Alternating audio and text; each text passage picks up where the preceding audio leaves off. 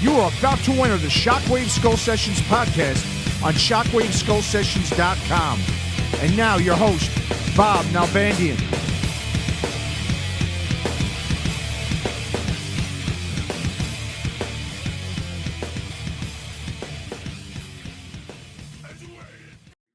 A Shockwave Skull Sessions podcast. We got a very, very special podcast here. We got three people on, as well as me, of course. We got our co-host, Matt Hartnett, and our guest, Mr. Ricky Warwick. What's up, Ricky? Everybody. And we got a fourth person, Mr. Tom Brennan, a fellow Irishman, our lucky leprechaun, Mr. Tom Brennan. How you doing there, Tom? All right, man. Always good. Thanks for having me on. All right. Well, let's go ahead and start this thing. I know you've got a really great new solo record, Ricky. When Life Was Hard and Fast. I believe it was just released worldwide last week, right? No, it comes out February 19th. Oh, okay. I thought it was. So we still got a week to go. February 19th. Right. So we still got time. We put the title track of the album was made available last week when Life Was Hard and Fast, but the album itself comes out February 19th. Oh, perfect. Well, let's start off. I know, I want to get Tom to kind of start off. He obviously is from Ireland, grew up. He's seen you as a solo artist. He's seen you with Thin Lizzy. He's seen you with Black Star Riders. He's seen you with Almighty. Yep. Back there. So, Tom, take it away. It's a great honor for me. And I was actually looking back at all of the dates. I think I've seen you 6 times, twice with the Almighty, once solo. Wow. You did the solo acoustic with Def Leppard, I think, in the Ambassador or the Olympia, one or the other. I can't quite remember. That's right. Yep. They're two venues in Dublin, guys. And then I saw you with Black Star Riders. With Thin Lizzy, supporting Alice Cooper and Def Leppard in the O2 Arena. And I remember walking out of that one. And I actually saw you in New York in Irving. Is it Irving Plaza, Matt? Is that the right one? Irving Plaza, yes. With Europe a couple of years back when you supported. So I've seen you like solo and Black Star Riders, whatever. But great gigs, one and all. I always remember all of the details. But just quickly on the new album, Ricky, I'm blown away by it. It's better than I expected. I don't know how that sounds, but I was just blown away how good it was. And the one thing that I really picked up from listening to a lot this week is the production is just unbelievable. And the drummer, the drum sound on it. I said this to Bob. We had a call this week on it. The drum sound. He sounds like a real metal drummer because he's hitting them hard. I love the feel of the open hi-hat, which is really filling the sound. Yep. It's just an awesome record. How did you choose the musicians, or how does any musician choose for a solo album as opposed to a band? The album was co-produced with Keith Nelson, and you'll be aware of Keith from being in Buck Cherry. Yep. So Keith and I obviously are both artists in our own right, and when Keith and I did the demos, and we wanted to put a core band together to record the basic backing tracks. And there's only one bass player I'll go to, and that's Robbie Crane, who's in Black Star Riders. Robbie's, in my opinion, I always introduce him on stage as the world's greatest bass player because to me he's just a good guy to have in the studio as well. He brings great energy. He's a funny guy to be around. So that's a no-brainer for me. And then Keith just said, look, I've got this Xavier Muriel, ex-drummer of Buck Cherry. He's amazing. He'd be the perfect guy to play on the record. So we flew him in from Austin, and that was the core of the band.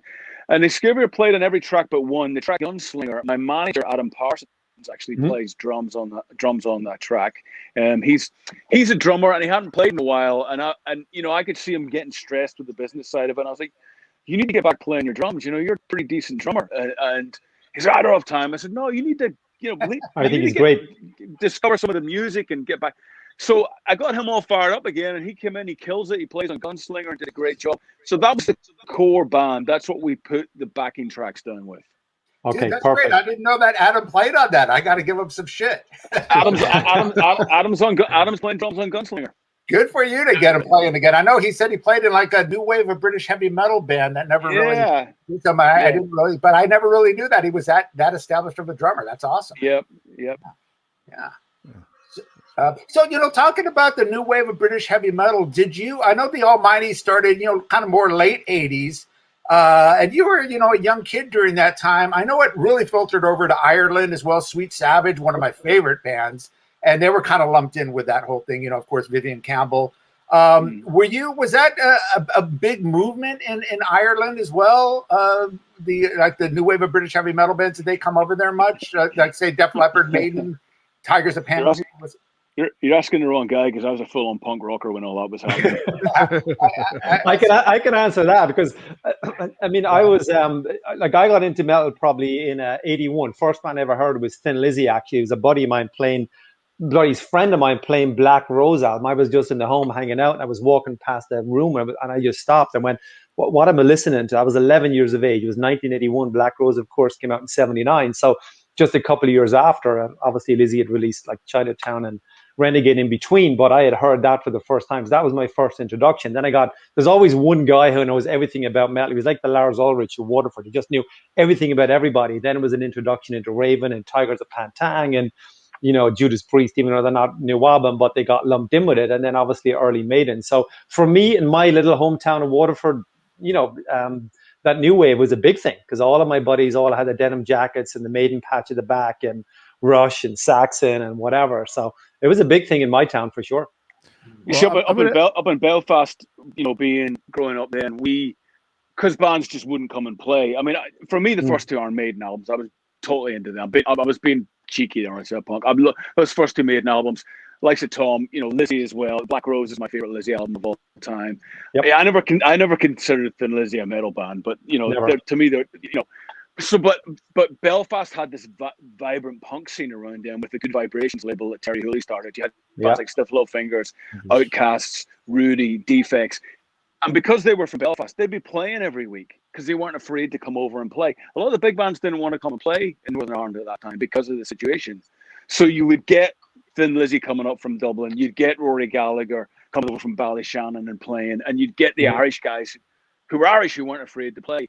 So we just went and saw all those bands because, there's a band playing. It didn't matter who it was or what you were into. Just the fact that it was a band playing in Belfast that night you could go and see was just, oh my God, I can't believe it's somebody actually doing a gig here, because we were so starved. We were, So everything was on the table for us, whether it be new wave of heavy metal, be punk rock, whether it be blues, whether it be even country, there's a gig, let's just go, I think one of the the most underappreciated bands, and I think Tom, we talked about this when we did a podcast together, was the band Horselips.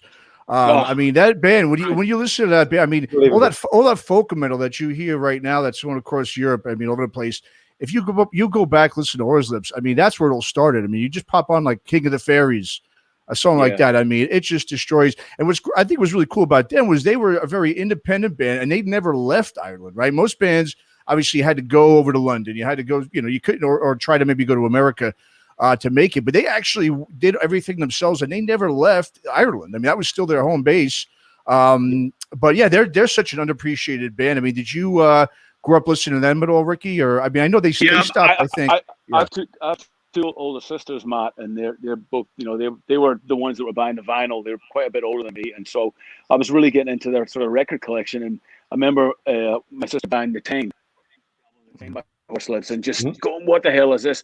But I mean, I really underappreciate Horselip album for me is The Man Who Built America. I think that album is phenomenal. Awesome. Phenomenal. And it should be huge. Amazing. And I've stolen from Horselips so many times. I mean, the riff for Another State of Grace, I think I stole it from Sword of Light. I think that I was like, I'll have some of that and change this a little bit here, and away you go. Phenomenal band. And I think they were the first band really to integrate the Irish folk scene with the hard rock. Yep, you're right. Which then begat Lizzy, and Lizzy did it so well too. But I think Horselips were, correct me if I'm wrong here, but I think they were the first band to do that successfully anyway. It's funny. I saw Vivian Campbell used to do some club shows in LA in the early mid 2000s, and he would do some Rory Gallagher and of course some Thin Lizzy and all that. Really cool. And he did a few Horselips songs, and that was the first time I think Horselips was ever played, either live or on the radio in America. No one really knew, and I had heard of the band back then and was aware of them. But it was nice to hear. But you talk about your influences, and you talk about country. I know you were really into Patsy Cline and Johnny Cash, as well as the punk side, Stiff Little Fingers, The Clash, and of course Thin Lizzy. And you talk about some of these other bands, whether it be Rory Gallagher or Horselips. You had that folky kind of very bluesy American, kind of that American blues edge, different from the Bob Dylan kind of stuff that was going on in the 60s. It had that Irish flavor. And I think I've talked to you about this. It seems like the Irish, and going back to your lyrics on this new album, just brilliant lyrics, Ricky. Thank you. Thank you so much. You did with Black Star Riders as well. It's got that street edge to the lyrics, and you and Phil Lynott and all these guys from Ireland, and even a lot of the Scottish bands, Nazareth.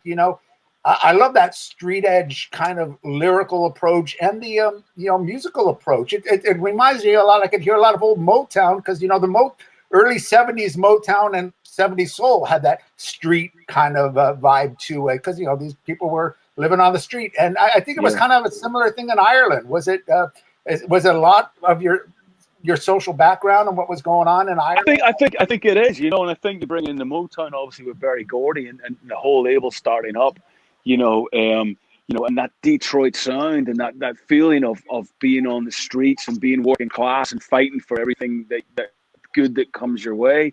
And I think certainly as a kid growing up in Northern Ireland and then moving to Glasgow when I was 14, which is, is a great city, but has a lot of rough areas as well. And, people don't suffer fools in both those cities, as Tom will sort of testify to. Yep. And I think, people don't let you get too carried away either. They're very good at keeping your feet on the ground. So you've got to really earn everything that you have. And I think there's so many characters as well in those cities, and so many great stories, and so much history, and so much ancient culture, and so much stupidity and bigotry and dumb stuff like that. But that begets great stories, and affects your life for good and for bad. And I just try and write about it honestly. I mean, the stories are all that. Everything I write about is something that's happened, or people that I know, or happened to me, or something that's happened in my family's history. And I just try and write about it as honestly as I can, but try and make it appealing to maybe somebody that's never set foot in Ireland, or never been to Scotland, or never has met the characters. It's making them appeal to somebody that can connect with that on a global stage. That's the tricky bit.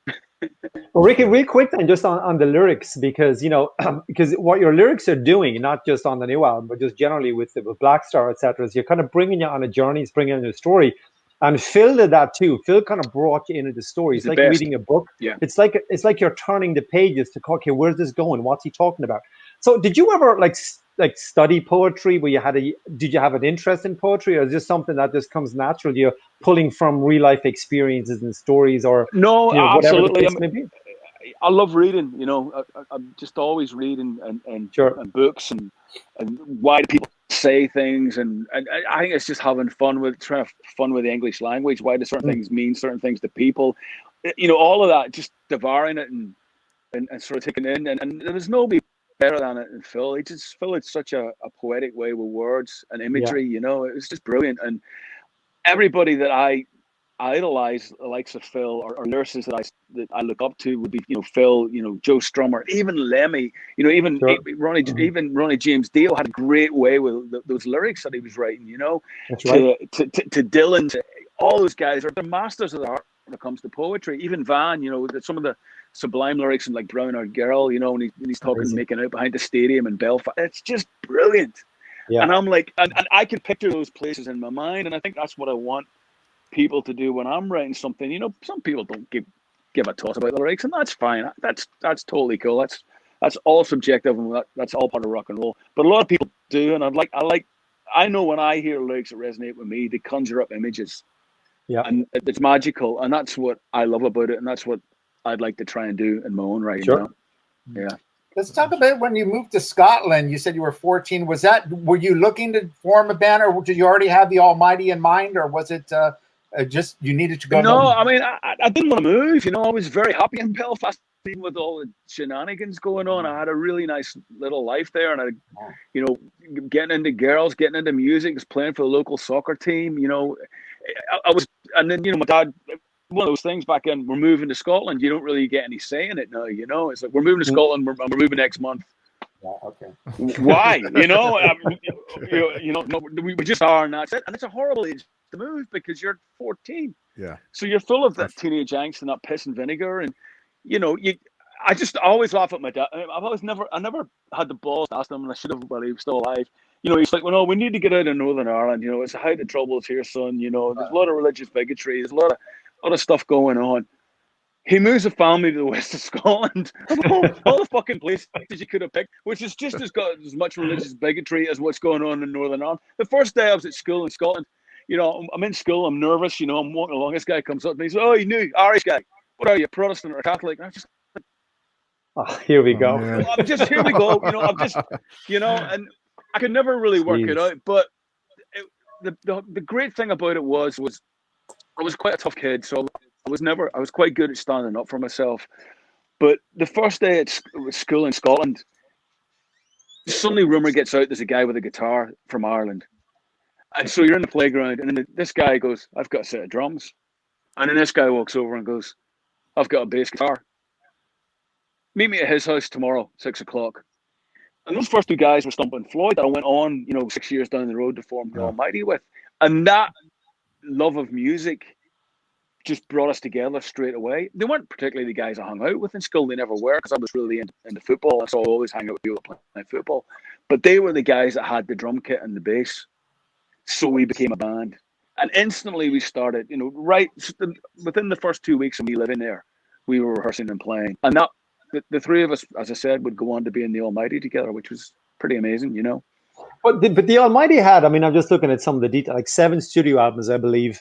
Like in 89 was the debut. And then, you know, fast forward 3 years, you were on a Donington stage in 92. It was like, Jesus, what the fuck? You know, and you're playing with Slayer and Skid Row and whoever else was on the bill. I mean, I remember I was a big Kerrang. I used to buy Kerrang every week from, let me think, about 83 to about 95 when I went all indie and shit. But so like the Almighty, the Wild Hearts, this period of time, the Wild Hearts, Therapy were always on the covers. Like I think you guys had about 5 or 6 different covers, so you were front and center, significantly great chart positions, you know, within a really, really short space of time. So you went from that story to on the Donington stage in 1992. I mean, that's just an amazing, because I was looking at it. I remember living that. I remember I was, it would have been 21 around that time. But when I look back at the timeline, I was going, holy shit, that was 2 years from the debut on a Donington stage. That's unbelievable. Yeah, it was insane, you know, and I think we played Donington 1992, and I had gone down there as a fan in 1988, the overnight bus down from Glasgow with my girlfriend at the time. That was the Maiden gig, right? Seven Sun Maiden gig? The Maiden one where Guns N' Roses I was at it. played. I was there. And, you were there. I remember standing in that field. I remember there's 125,000 people that year. I remember standing there going, I would give anything to be on that stage. You know, and 4 years later it was, and that was insane. But the Almighty was like that. The Almighty was that kind of band. You know, we formed in January '88. We signed to Polydor 11 months later after 12 shows. Wow. You know, 3 months after that, we're in the top 40. You know, then we've got a top 10 album. You know, it was we were the right band at the right time in the right place with the right attitude. Yeah.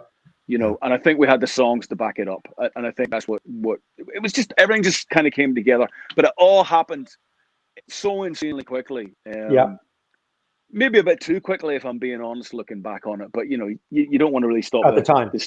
You don't want to stop the train when it's at top speed. But you mentioned, Ricky, about your punk influence. We speak about New Album, but you know, the Almighty had a punk flavor, and it was like rough and ready and guitar down low, but it was more of a rock stroke metal band at times. It wasn't a punk influence. Absolutely.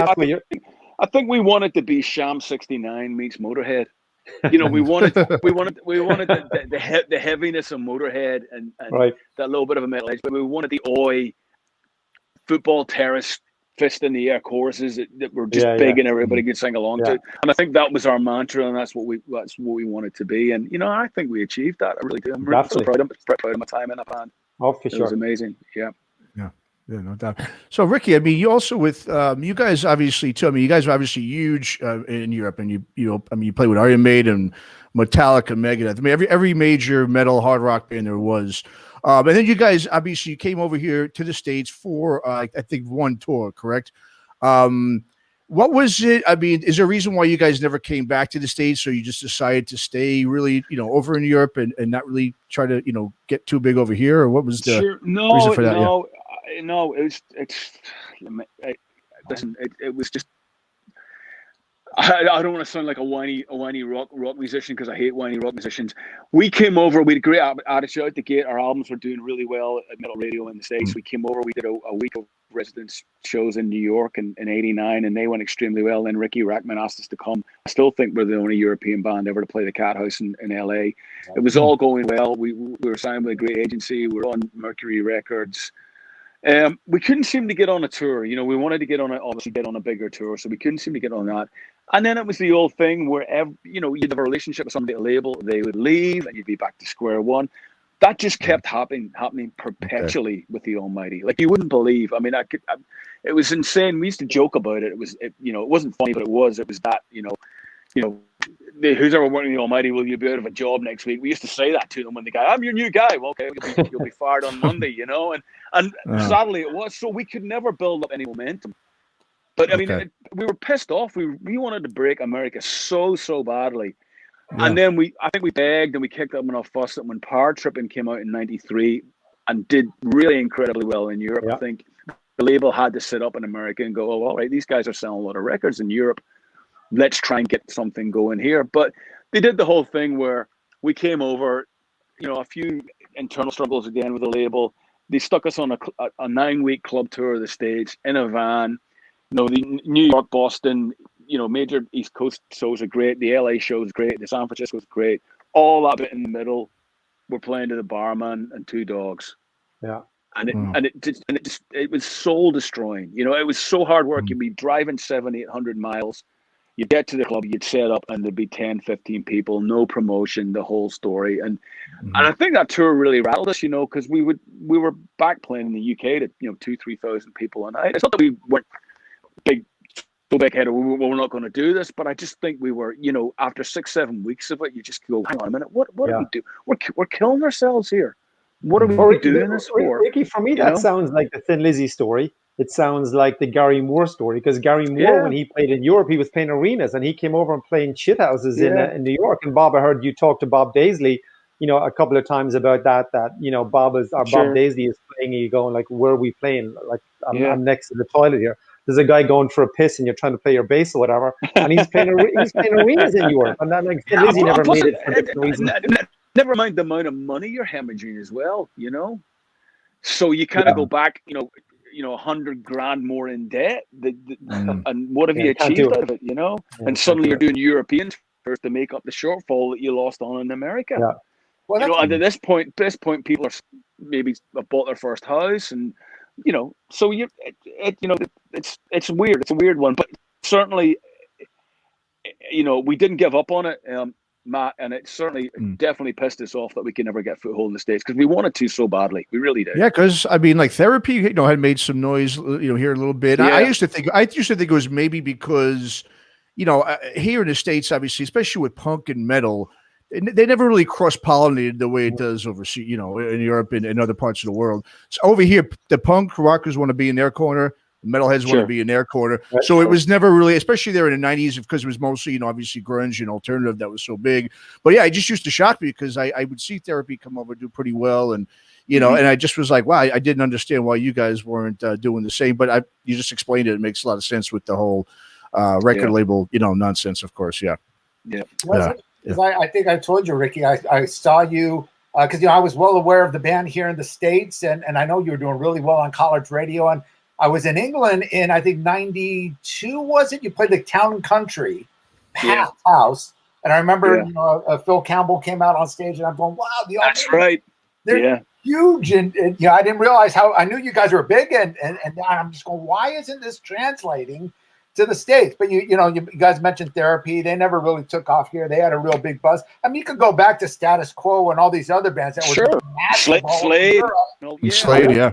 You know, but it seemed like around the late 80s, because you had that breakthrough with the new wave of British heavy metal, that giant movement. And then there was kind of that biker metal movement, you know, Zodiac Mindwarp. I remember they tried breaking them.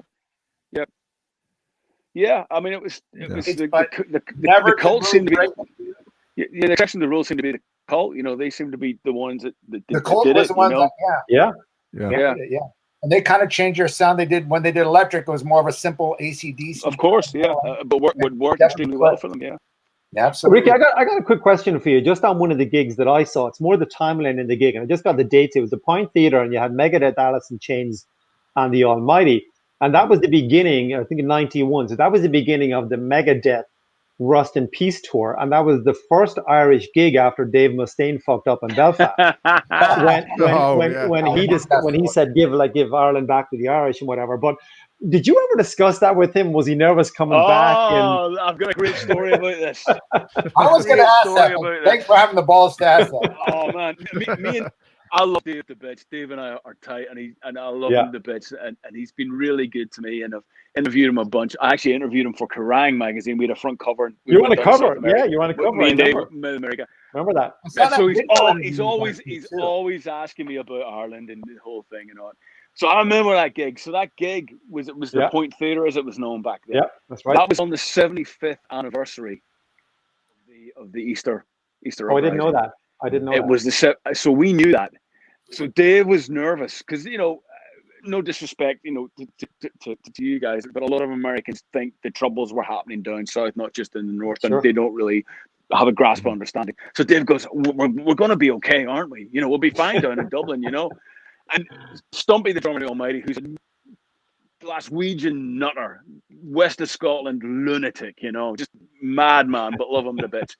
He's like, "Oh, I don't know, Dave." He said, "It's the 75th anniversary of the Easter Uprising," and Dave's like, "Well, what's happening?" He said, "Well, it's just Stumpy's explaining to me."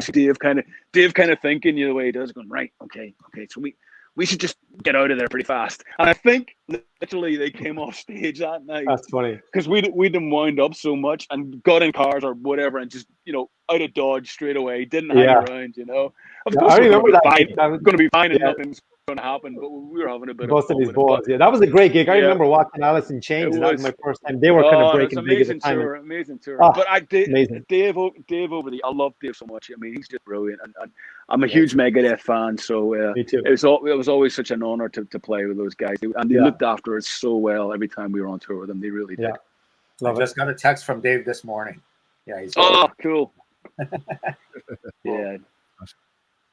So I know, Matt, you're a really big Almighty fan. He's, I love the Almighty. Like I said, it was disappointed me that they didn't obviously break big over here. Well, like to me, like for Power Tripping, for instance, I mean, that was to me obviously the game changer, I think, for the band. And I think, some of it I think might have to do. I know Mark Dodson produced that record too, right? He was more of the metal type of producer at that time. Sure, he was great.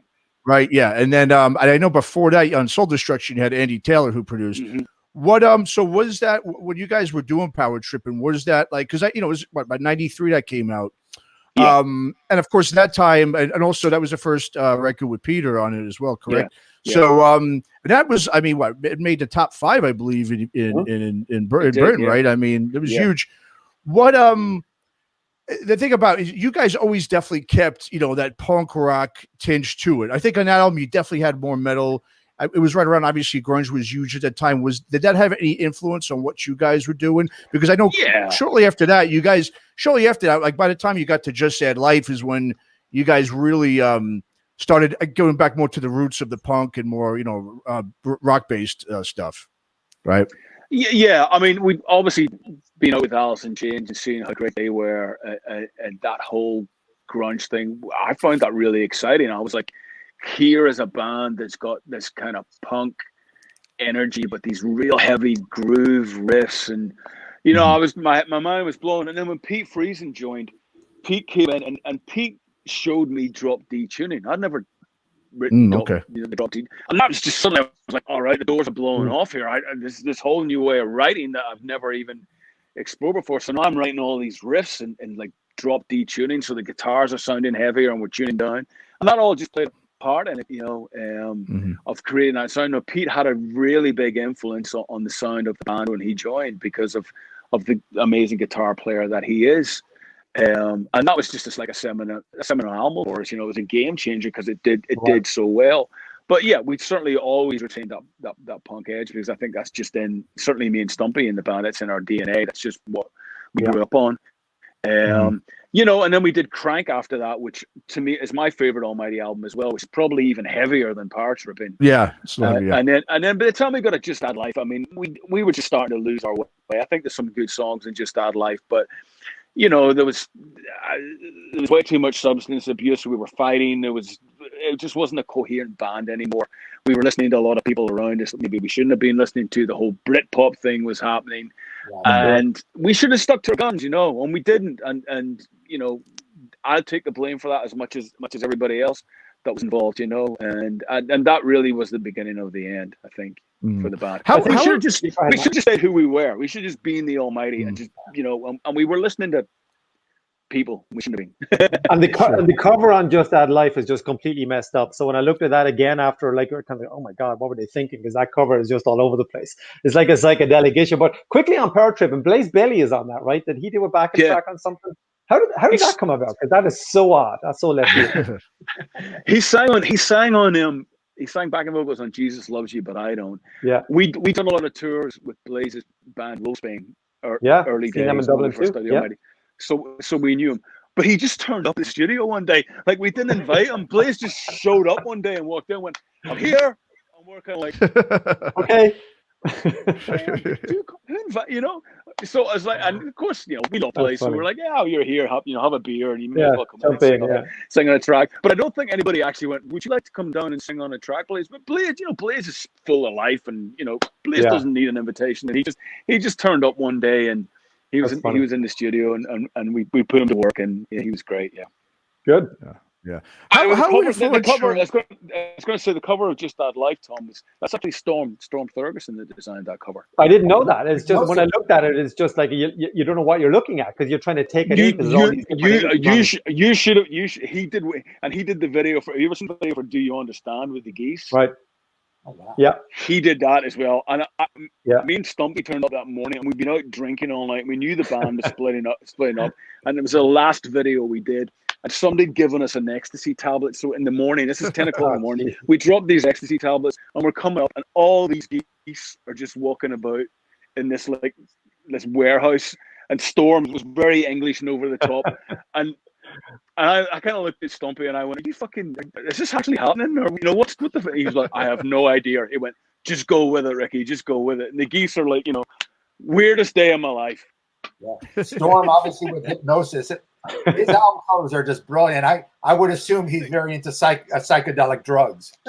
Totally. I mean, it kind of all made sense, and then when it wore off, it didn't. Yeah. Oh yeah. I was going to ask you guys. I mean, you guys could both, I guess, talk about this. I mean, how influential? You know, obviously here in the States in the '90s. I mean, MTV. If you were going to be obviously a band was going to make it, it was all about MTV. If you didn't get on MTV, I mean, it just you're only going to get so far. Was that similar type of thing over in the UK as well with MTV? Was it that influential? Not as much. Not as much. Okay. Not sort of out of the gate. Maybe a little bit later on down the road in sort of early 90s. But I think MTV started about 88, 89 in Europe, and it was still the whole satellite TV thing was still quite primitive back then. So it didn't, but I mean, MTV Europe had its own Headbangers Ball as well, which obviously was started to get very popular throughout Europe, and I think that certainly helped a lot of the hard rock metal bands get exposure over there and stuff like that. But in regards of, you know, if you got on Beavis and Butthead, you'd be in a Billboard Top 100 next week. It was in the States. That was never the case with like MTV Europe. Okay. You know? Okay. You know, you mentioned Andy Taylor. I know you guys obviously were very close. He plays on your new record. Let's go back to your new record. You got Joe Elliott guesting on it again. And I was going to ask you, how does this, because it is very, I mean, you've got a similar style and lyrical approach that you have. And you know, I've said before, it's like you've channeled the soul and the spirit of Phil Lynott. I mean, you really have. And in your solo stuff and with Black Star Riders, how do you separate the Black Star Riders music from your lyrics from your solo material? I think I just follow my gut, Bob. There's a gut instinct there that I think I know that something is going to work with the boys in BSR. I think when I'm writing it, I kind of go, okay, this has got a BSR vibe to it. I can hear what Scott or what Christian or what Robbie's going to bring to this song, or where they're going to go with this riff. And I'll tend not to finish it. I'll not go too far down the road with it, because I know I'll want to take it to the guys to work on. You know, the solo stuff, you can be a complete narcissist, you can be as selfish as you want, you can do what the hell you want. And I think that's the beauty of doing the solo stuff, is that Black Star Riders, we have a sound that people know and love, and we're very proud of that. But that certainly does keep us within a certain confinement. And it's a great confinement to be in, don't get me wrong, but it's certainly there's certain things that I know that we just couldn't get away with in Black Star Riders. But in saying that, I have been on the tour bus a couple of times, and I've played Scott Gorham a couple of the solo songs, and he look at me and he does this thing with a raised eyebrow where they go, "Really?" And I go, "Yeah." He goes, "Why did you fucking keep that one for us?" And I'm like, "I know, you know." But I think the cool thing about the guys in BSR is, I know they trust me, and I know that they know that I'm not going to turn up for a Black Star Riders album with no songs and no ideas. Sure. You know, they know I'm going to turn up with an abundance of risk. I'm not going to let anybody down in that front. I mean, I would never let myself get in that position, because Black Star Riders is what I refer to as the day job. That takes priority. So, and that enables me to do the solo album and have success with the solo stuff, which I'm very conscious of. One begats the other.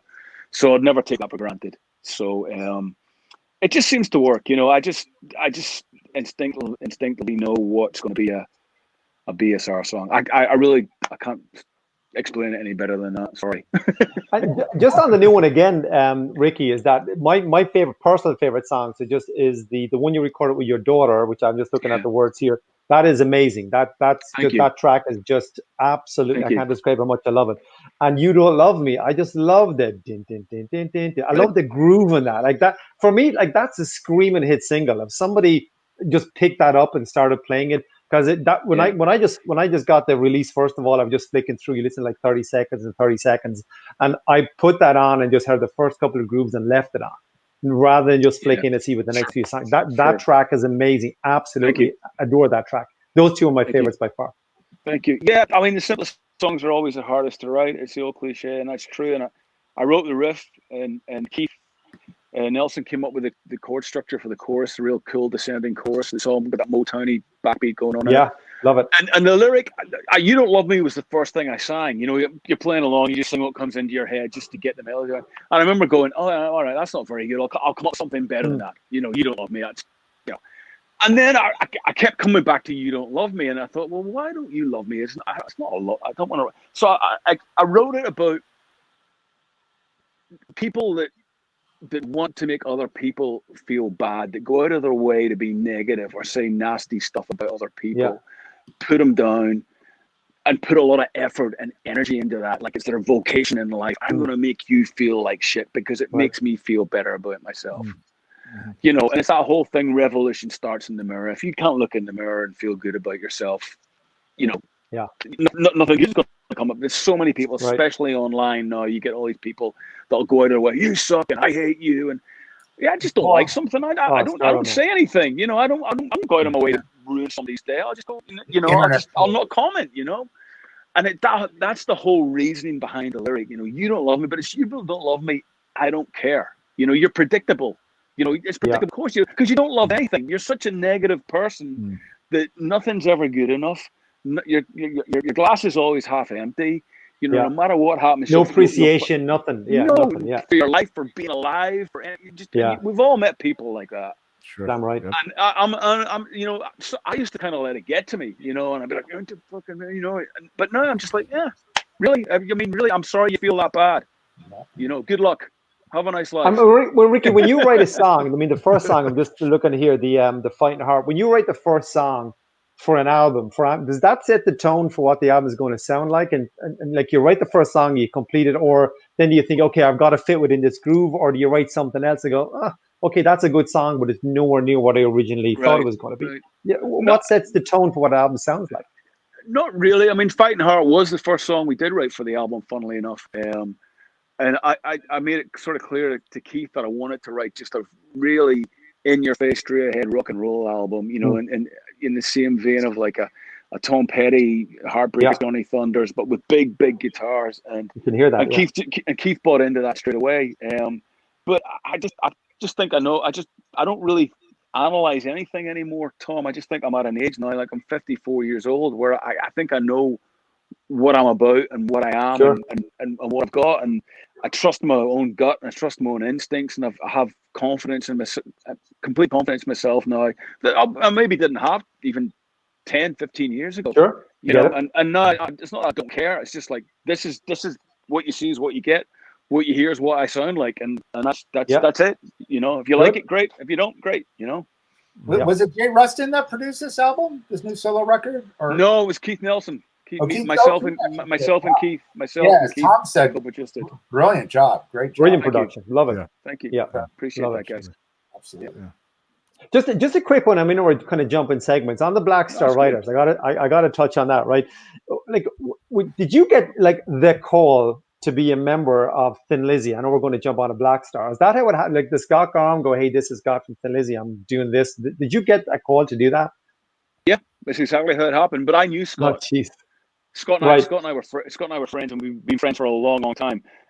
Scott's wife and my ex-wife used to work together at MTV. Okay. So I met Scott way back in like 1988, 89, and obviously being the Lizzy note, I'm like, we're not worthy. And he's like, I remember your ex-wife on TV. I remember doing the Headbangers Ball. I remember. That's right. So I remember. I'd known Scott a long time, and then Scott ends up playing on my first solo record, Tattoos and Alibis, that I did with Joe. So when the phone went, I thought he was just calling me up to how's it going? How are you? How's the family? We haven't talked in a while. You know, how's things? Blah blah blah. Which you know, he would happen every 6 months. You know. And he just literally said, putting the band back together and I want you to sing. And I was like, what now? But I was like, I'm in. Yes. You know, straight away before he even got the words out of his mouth, you know, and then had the conversation with him about what he wanted to do and what he wanted to achieve with the band. Right. And then I put the phone down and then I went, what the fuck have I just done? What have I agreed to? How the hell am I ever going to do this? You know, and that's when all the craziness kicked in and the whole thing. And I phoned up 2 people that were very close to me, and one of them had said, "Don't do it. I wouldn't have done it." First one was my wife. And the second one was a friend of mine called Del James. Del works a lot with Guns N' Roses. Bob, you know Del. Del's a Lizzy aficionado nut, and they both said, "You absolutely have to do this." And they both said to me as well, which was really cool. They both said, "Look, you know, if it doesn't feel right at any point, just stop doing it. You don't have to do this. You know, nobody's putting a gun to your head." And I just said, "Okay, I'll give it a go." And the good thing about it, Tom, was I had, you know, Scott made it clear it was mine to lose. I wasn't auditioning. I wasn't up against anybody else. We were going to have a rehearsal because Scott knew me and he knew that I could. My voice and thought I had a decent voice and I could sing the songs. We had a rehearsal in London and Scott basically said, the only way this isn't going to happen is if you go in here and you suck. And he said, I know that's not going to happen because he said, I know you know the songs and blah, blah, blah. We had the rehearsal. The rehearsal was great. So that was really nice to not be put in a situation where you're up. You know what? If I was auditioning, I don't think I'd have done it. If it was, you know, with you and 10 other guys, I'd have gone, fine, you know.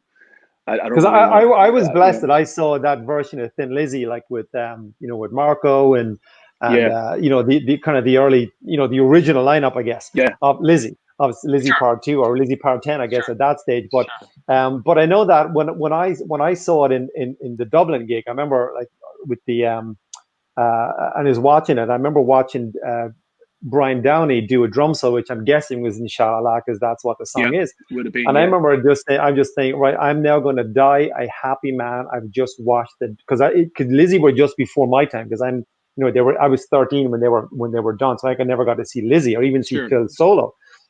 So for me, just to watch it, and I was up in the gods looking down, watching a Brian Downey drum set. I said, that's it. If I die right now, I'm going to die a happy man. I remember just loving the gig. But one really quick thing, and the guys can jump back in because I know, Bob, I'm hogging the interview because I got so much to ask Ricky. But you said that was your first gig in the first Thin Lizzy gig in the Olympia. Is that right? No, it was not Aberdeen. Aberdeen in Scotland was the first show. Okay, but some of the early shows, and you said that Philomena, Phil's mom, was in the audience. And I listened to that. But you also said very quickly in an interview, if I can remember, that Larry Mullen from U2 is in the audience. How is he there? I'm intrigued by that. No pressure, right? Well, we played the Olympia in Dublin. It was towards the end of the first tour. It might have actually been the final show of that first tour. Okay, maybe that's what I'm thinking, right? And Philomena came down, and Larry came down because Larry idolized Brian.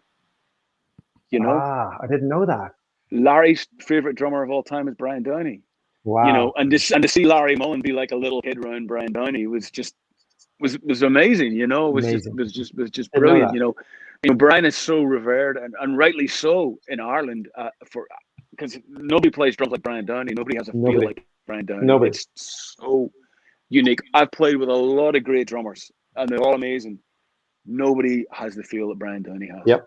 Amen. I don't know what it is, but it's startling how amazing it is. You know, when you're on that stage with him and he has that feel, and it's just, I mean, I'm just goosebumps talking about it, you know. But that was just one of those nights. I mean, I don't know if I can tell you the story about Philomena. I don't know if I've told it before, Bob. I don't want to be repeating myself, you know. But so I mean, in the 6 or 7 months, I had to learn the Lizzy stuff. I mean, I absorbed Phil as much as I could. I mean, it was just, you know, my wife would come in and go, "Have you heard this new band?" I'm like, no.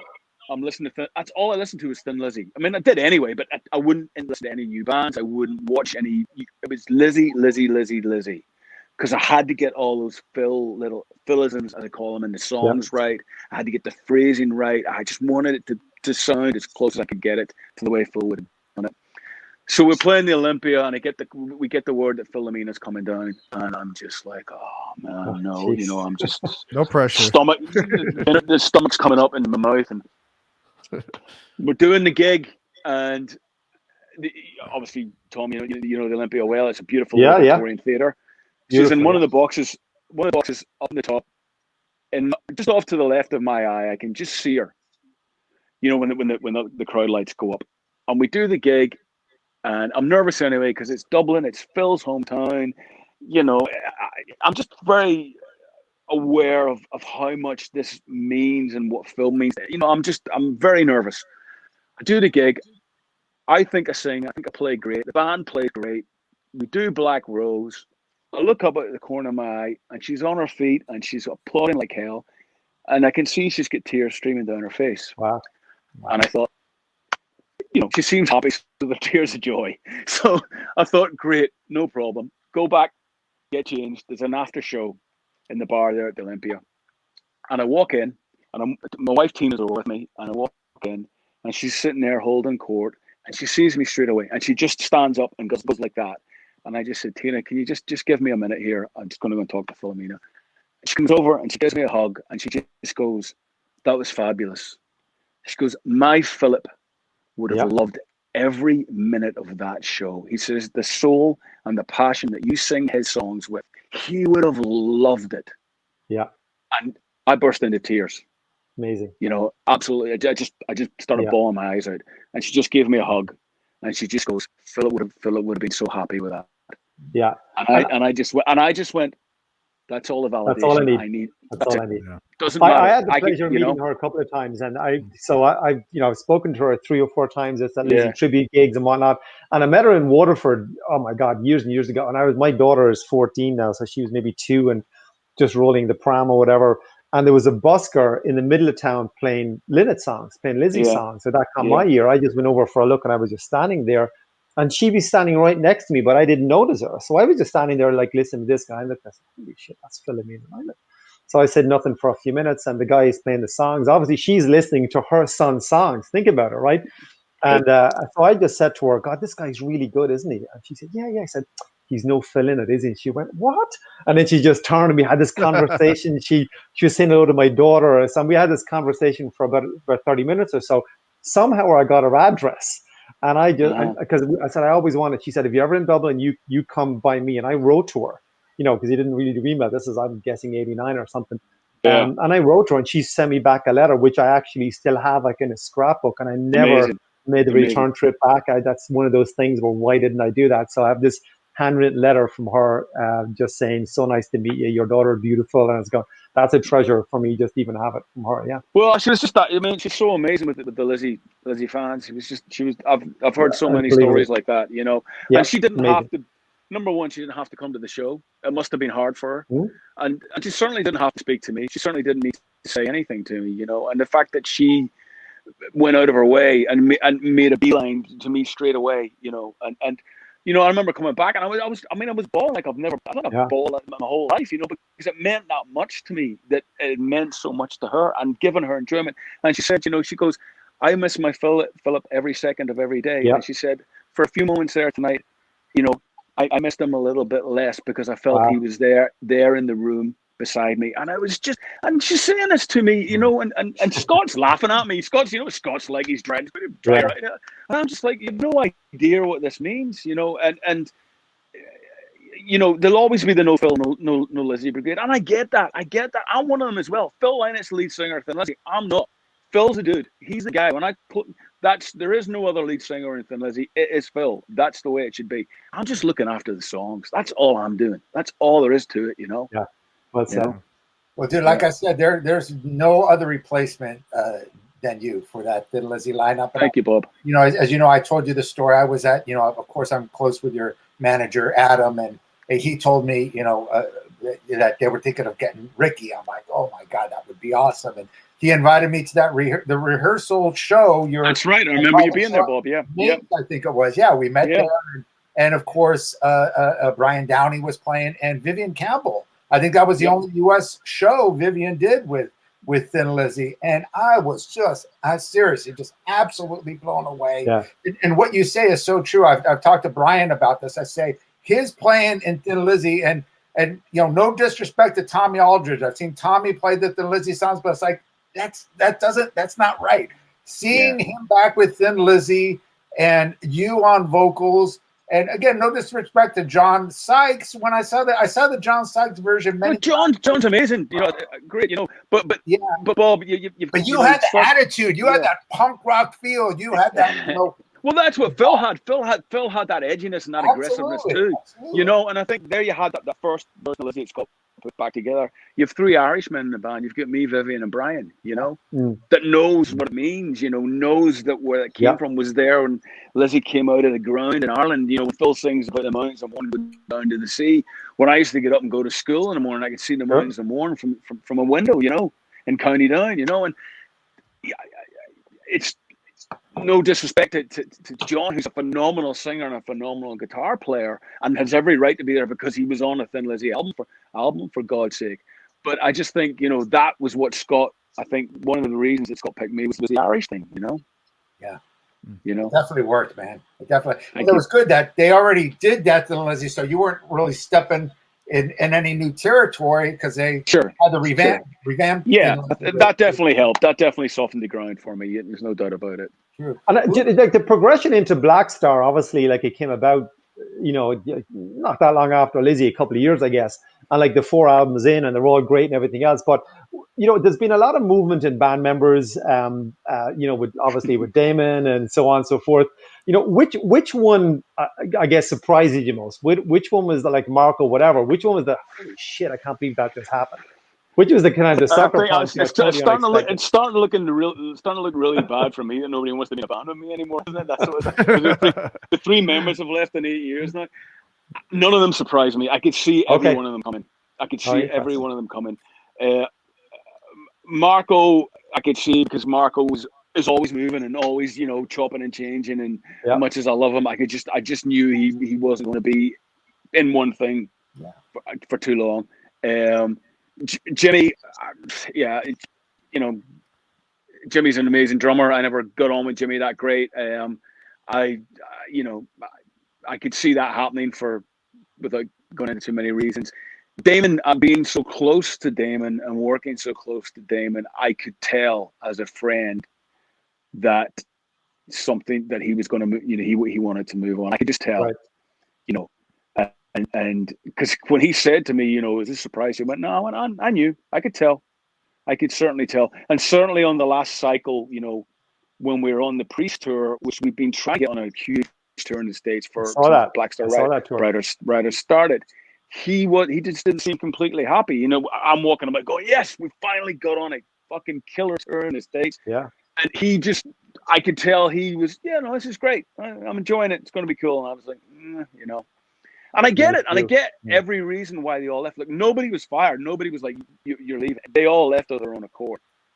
You know, nobody was kicked out, you know. And well, yet the music didn't suffer. Even like you changed band members, you changed like producers going, you know, from obviously Kevin Shirley to Nick Ross Glynn's then going forward. So like the quality of the output didn't change. So even though there was like fundamental changes in the band, you still delivered kick-ass albums, which is a testament obviously to you and Scott. I think we still got something to say, and I think we're relevant, and I think that's what maybe is unique about the band is we just don't churn out albums just so we can get on the road and tour them when obviously there's not a worldwide pandemic going on.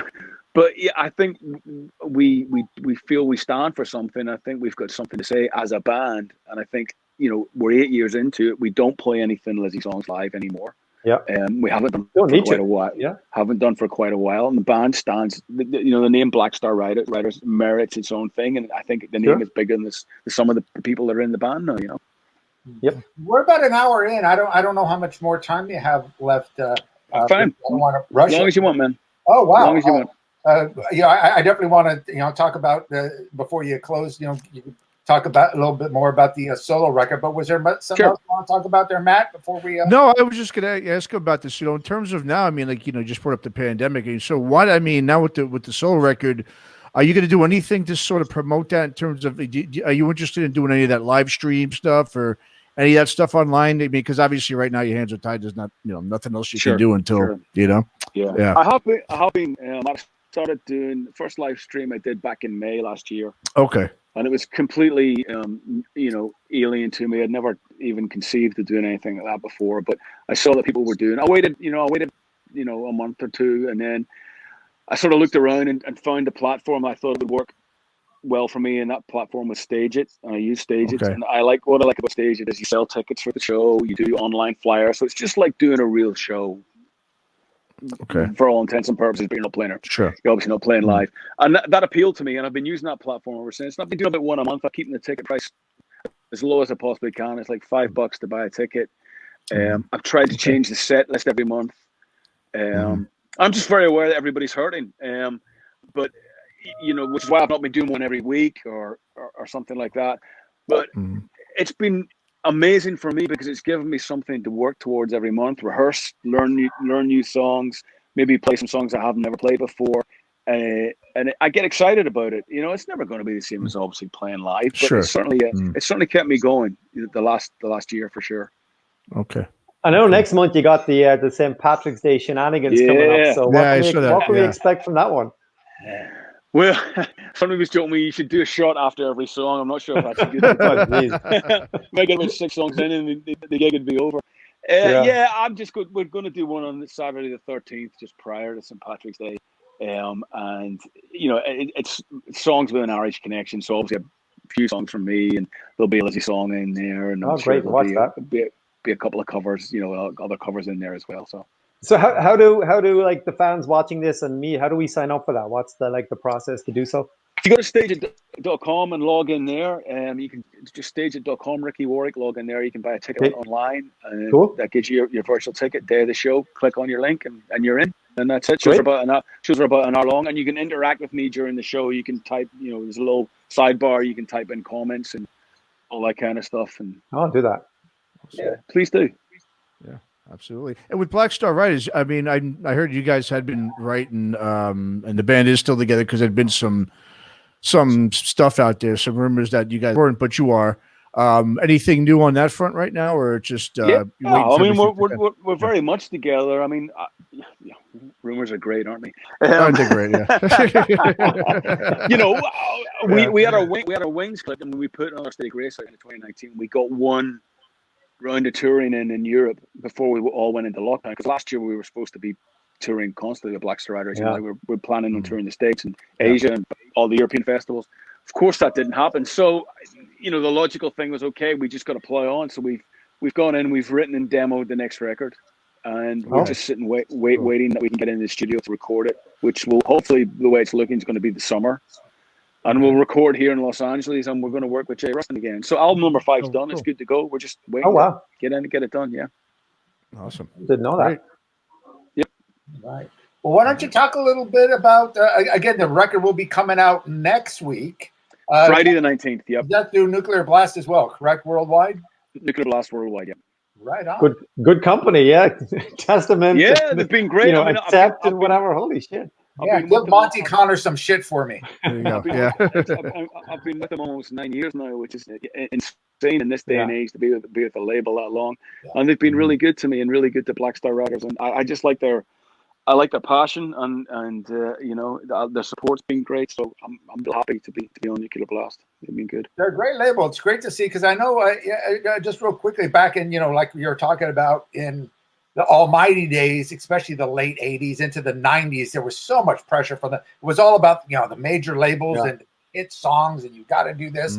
Try this. Let's get you with this songwriter. Let's get you with this producer. It must be great as a solo artist and with Black Star Riders to have that freedom. It's almost like going back to the 70s. Now the independent labels, whether it be Nuclear Blast or Metal Blade, and they seem to be just on an equal playing field as the majors. Yeah. You don't have that power anymore. You don't have the power of MTV and all that. Don't need them. Yeah. Which in a way is great. I mean, there's so much about the music industry that sucks now, but that part is kind of put you on a playing field where you could just write however. There's not that pressure. You could do what you want. Do you kind of feel that way a lot? Absolutely. Yeah. I mean, there's never been any pressure from Nuclear Blast whatsoever. Monty Connor's been great to us. I mean, we've always delivered on time as well. He knows we're going to deliver good solid music, and Monty just lets us get on with it, and I love him for that, and he knows that when the stuff to play him, I'll send it to him, and I'll value his input, and value his ideas. I won't always agree with him, but I'll still take him on board. And it's you don't need that, certainly not for a band like Black Star Riders, and certainly not for an artist like myself solo. I don't need or feel the need to be through a major, or I'm not going to listen to some young kid tell me you should do this, you should do that. Fuck no, this ain't gonna happen. I'm doing this too long. I'm too old. I'll listen to ideas, but I'm certainly not going to be told what to do. I'm always open to ideas, no matter where they come from, who they are, what or anybody. I love that about music because it's so subjective. Yeah, but a lot of major labels would tell you what to do. This is what you need to do, or you're not going to get the tour support, or you're not going to get playlisted, or you're not. Fuck that. I'm not doing that anymore. Yeah. Well, I was talking to Brian Downey. I did an interview with him, quite a few years ago. I was talking about that was kind of the feel with the 70s bands with Thin Lizzy, as they had the freedom to write. Because in the 80s, you wouldn't be able to write, a folky song and a heavy song, and then you'd be pressured into writing this kind of. You have to do this, and he was saying the same thing back in the 70s. He said the record labels got us in the studio. They let us alone. We had full reign on how we want. Which I thought was and that's why the 70s was so special. And I'm thinking now, with artists like yourself, you could kind of go back to that. Yeah. And again, back then, bands had the chance to mature. It wasn't just, you got one shot at this and that's it. Well, hang on a minute, we're a new band here. We're just kind of getting going. Maybe by the third record, you might have something pretty spectacular. And of course, we all know that 9 times out of 10, that happened. The third or fourth record the bands are putting out with their biggest records, and sadly that doesn't happen anymore. Everything has to be now. And I think you're killing a lot of future creativity by doing by labels by doing that. You gotta let people find themselves and explore their own sound and explore their writing. Absolutely. Yeah. I got a quick question just on the new album. So I know we're running up on time, but the one that you wrote with your daughter, I'm reading in the press release that's a demo. Does that mean that version is the only take? Did you do a couple of takes of that, or is that just as raw? No, the guitar and vocal is the demo. Pepper, my daughter, added her vocals on later, and the strings we added on later. But the actual demo is, I brought the song into Keith, I played it to him, and he suggested a couple of chord changes in the chorus, which worked great. And he said, let's demo it. And that day I had a stinking head cold. And I'm like, Keith, I don't want to sing today, man. I'm full of cold. He's like, it's just a demo. Just put it down. Nobody's going to hear it. Don't worry about it. And he literally put up one mic. And I sat down and played it. And it was like it was a really dark, wet day in LA. One of those rare kind of rainy days you get here in LA. And I really remember getting into the zone. And one of those head colds where you can hear your voice inside your head, like your ears are blocked. So it was really weird. I remember doing it. And we listened back to it. I thought, this isn't too bad for somebody that's sick, and then we sort of listened to it again, and my voice cracks in it a couple of times, and it was kind of cool. So anyway, we did a demo, put it in with the other ones. Then we came to do the album. We came to do that song. So we got the demo out and we listened to it. And I went, Keith, this demo sounds pretty good. He said, let's set up anyway and see. So we spent 2 hours micing up the room and getting the acoustic sound right, and couldn't recreate it. We both looked at each other and just went, let's just go. And what was the difference in the time from the demo to the new setup? How many months? About 6 months. Oh wow. About 6 months. And so that's just one take. That's me playing the guitar and singing it at the same time. Brilliant song. There's no separation, you know. And I don't know. Maybe it's just one of those songs that meant so much to me because it was so personal, that it was just so embedded in the noggin that I was just felt very comfortable playing it, you know. Yeah. But yeah. Of course, I just think she doesn't want anything to do it. Now she's 13 and she's like, oh God, what are you saying about me? It's so embarrassing, really. I got 3 teenagers. Can you not go back and take my voice off that? You know, yeah, I get it. I just think it's a beautiful song. I love it. Thank you. It's one of those songs that I'm kind of humming, walking around. Just one real quick question. You mentioned on Don't Corner a Rat, and I read something that it was a discussion with the Marine. And I was listening to the lyrics today, and you've kind of got an echo or like an effect on the voice, and I was trying to pick it out. What's that about? Because that's quite intriguing. A guy on the Priest tour, a friend of Chad's came to the show, and he's ex-military, and he'd served over 20 years in the military and done countless tours of Iraq and stuff like that. And I've had this a couple of times. One of my friends back in Belfast, his son was in the British Army, and same thing. And these guys struggle when they come home.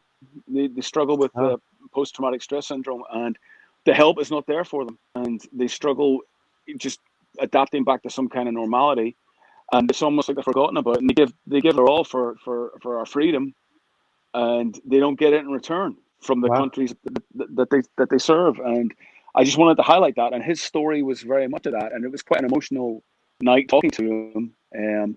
But he was very resilient. You know, he was like, you know, you back me in a corner, I'll get through this, I'll figure it out. Yeah. And I just said, well, you shouldn't have to. There should be help. There should be playing networks for you that you don't feel that you're on your own, you know? And, you know, it just struck a chord with me, you know, and I just kind of wrote the lyrics sort of the next day after talking. Good song. It's very aggressive. I love that kind of the constant beat. It's a good track. Thank you. Thanks. Well, Matt, what do you think here? Anything else? Good.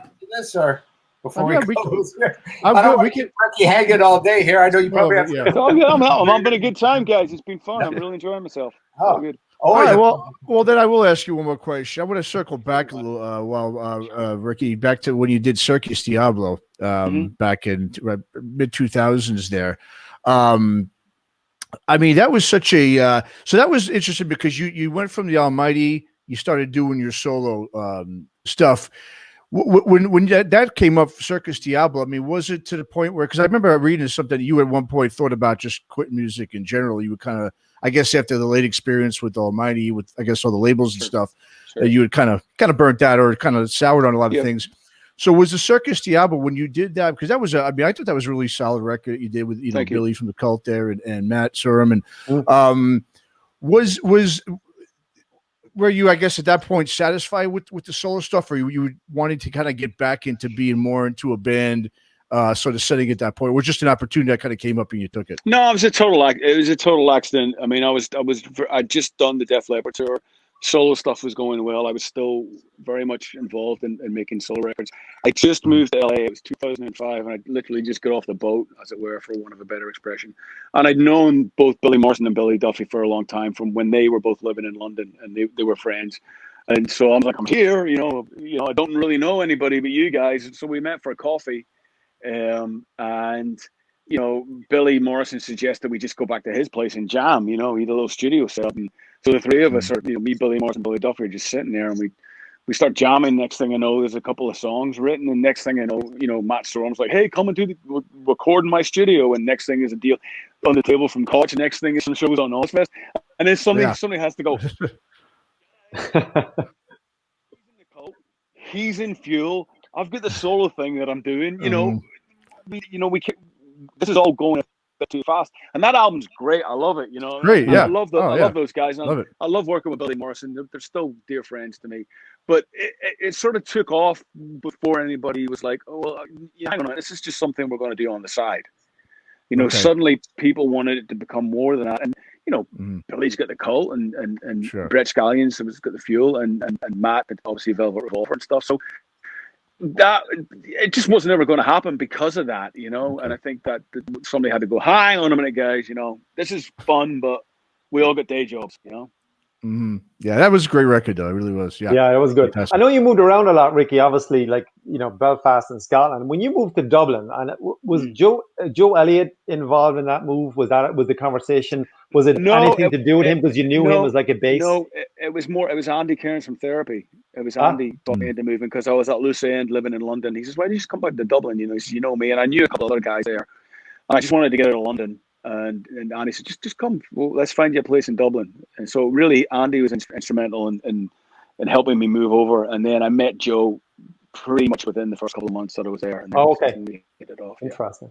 And do you think you'll stay in? You're LA based right now. Do you think? Yeah, I'm here. I'm here 16 years now, and you know, I'm very settled here. I don't know if we'll stay forever. I mean, we've talked about moving back to County Down at some point, you know. Right. I've got Pepper still. I'd like to get Pepper through high school, and see what she's the last sibling, sort of to get through and get sorted out. So we'll see what she wants to do, and then maybe we'll look about maybe moving somewhere else. We've talked about moving up to the Joshua Tree, the desert, or somewhere. But I think at some point we'll get out of LA. You know, not that I don't like living in LA because I do, but you know, I just. I'll say all the guys in your solo band, as well as Black Star Riders, now are all live here in the States, huh? I know Scott's over there, but he's kind of just riding. But after 40 years in England, Scott still sounds like he came straight out of Glendale. So I know.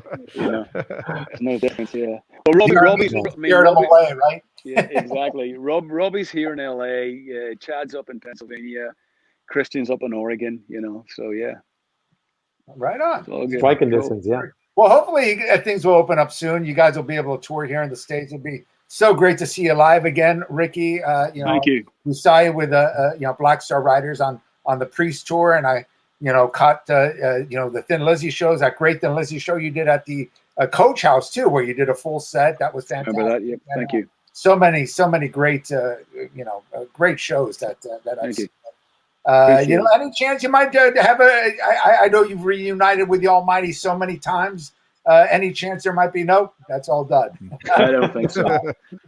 I don't think so, man. And, you know, the legacy of the band is great, and I think the legacy is bigger maybe than the band ever was. And I get asked about it every day, Bob, and I'm so proud of it, and I'm so proud that it still means so much to so many people. And I think to go back and try and recreate it terrifies me that we would tarnish it, and because we're not the same people, you know, we're not as angry. We're not angry young men anymore, you know, and we're angry in different ways now, and nobody's hurting. It's like if one of the guys needed the money or there's some way we could help, of course we would. Of course you would. You'd help our brother out. But everybody's happy, and everybody's happy with the memories, and everybody's happy with the music that we made, and let's just maybe leave it at that. But I'll never say never to anything. I think that's the best way to do it, because you would. But I think that most bands could potentially tarnish the legacy, which is really intact and it's solid and it's still there. Like here we are today in 2021 talking about it. So that just shows you. Yeah. I remember we're looking at an interview with Robert Plant years and years ago, and he gets asked every interview about Zeppelin, and he said,